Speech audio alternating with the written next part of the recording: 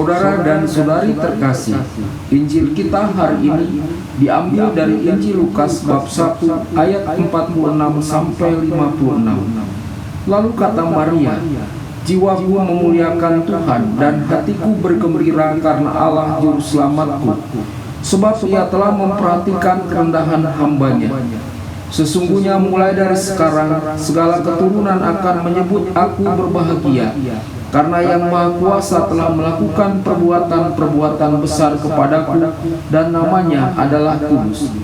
Dan rahmat-Nya turun-temurun atas orang yang takut akan Dia. Ia memperlihatkan kuasa-Nya dengan perbuatan tangan-Nya, dan mencerai-beraikan orang-orang yang congkak hatinya. Ia menurunkan orang-orang yang berkuasa dari tahtanya, dan meninggikan orang-orang yang rendah. Ia melimpahkan segala yang baik kepada orang yang lapar, dan menyuruh orang yang kaya pergi dengan tangan hampa.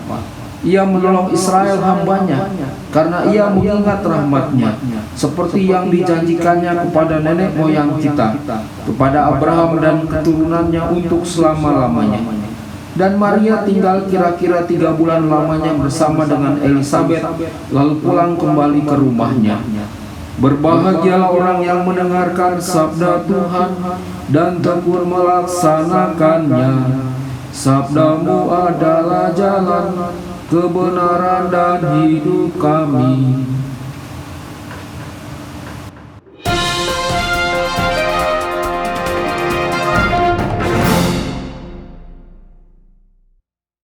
Saudara dan saudari terkasih dimanapun Anda berada, jumpa lagi dengan saya Romo Tedens dalam saluran Warta Kabar Sukacita. Semoga Anda semua tetap dalam keadaan sehat dan bahagia.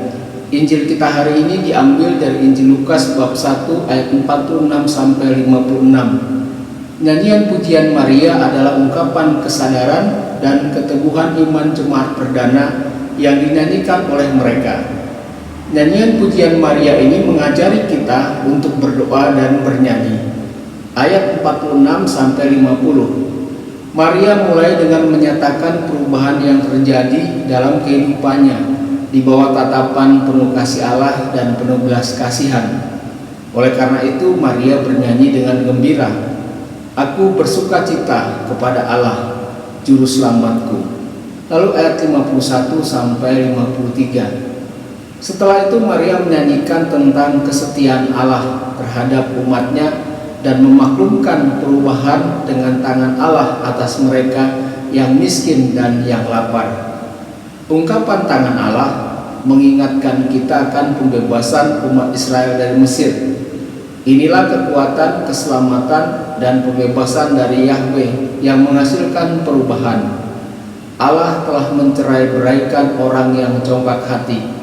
Allah telah menurunkan orang-orang yang berkuasa dari tahtanya dan meninggikan orang-orang yang rendah. Allah telah melimpahkan segala yang baik kepada orang yang lapar dan menyuruh orang yang kaya pergi dengan tangan hampa. Lalu ayat 54 sampai 55. Pada akhirnya Maria ingat bahwa ini semua merupakan pernyataan belas kasihan Allah terhadap umatnya dan pernyataan kesetiaannya pada janji-janji yang dibuat kepada Abraham. Saudara dan saudari, kabar baik tidak dipandang sebagai upah karena menjalankan hukum, tetapi sebagai pernyataan kebaikan dan kesetiaan Allah kepada janji-janjinya. Inilah yang Paulus ajarkan kepada jemaat di Galatia dan di Roma. Refleksi pribadi bagi kita melalui firman Allah pada hari ini, marilah kita doakan dan nyanyikan pujian Maria dengan penuh hikmat dalam keseluruhan hidup kita sehari-hari. Tuhan memberkati dan menyertai Anda semua. Sabda Allah adalah kebenaran. Sabda Allah adalah kehidupan. Mari kita mencintainya, mari kita menghayatinya. Ya Tuhan yang ku muliakan, sabdamu.